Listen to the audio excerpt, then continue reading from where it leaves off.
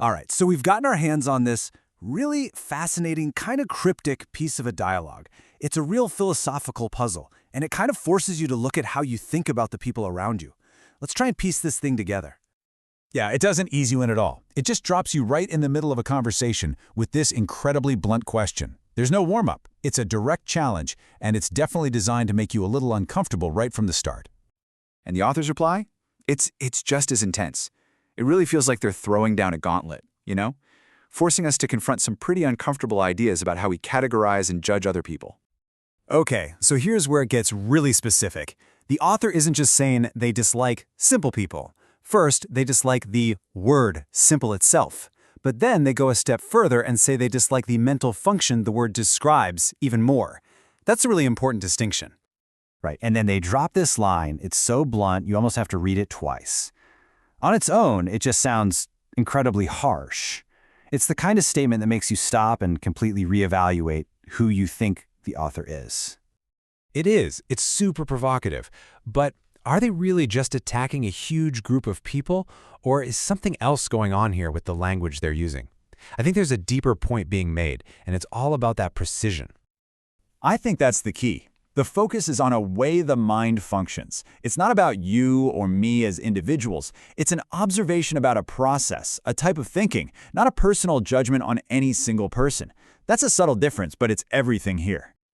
Yeah, exactly. Just when you think you've got a handle on their point of view, they completely pivot.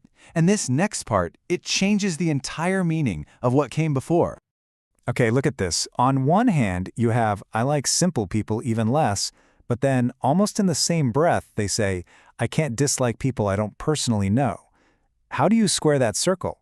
At first glance, they seem to completely contradict each other. This is the whole puzzle right here. It's the difference between a personal, emotional dislike for someone you actually know versus a detached, intellectual observation about a group in general. It's not an emotional thing, it's an analytical one. And once you get that distinction between emotion and observation, the next part of their argument really hits you, because it reveals the sheer scale of what they're talking about. 98%. Just let that number sink in for a second. That's the percentage of humanity the author claims thinks in this particular way. It's a staggering number. Right. So when you look at it like this, we're not talking about some tiny fraction of people. According to the author, this way of thinking is basically the default setting for humanity. Only a tiny 2% operate differently. And what's really wild is their attitude towards this massive 98%. There's no hate, but there's also no love. It's this completely neutral, almost clinical observation. It's definitely thought-provoking, but also kind of unsettling, right? Absolutely. And the author seems to know that this is a lot to chew on. They make it really clear that this isn't the end of the conversation, not by a long shot. Oh, it's a total cliffhanger. When they say, I'll explain that in more detail later, that's a bright, flashing sign that everything we've just unpacked is really just the preface to a much, much bigger idea. So what we have here is just the opening move. To really grasp what the author means by simple minds, we absolutely have to stick around to see where this conversation goes next.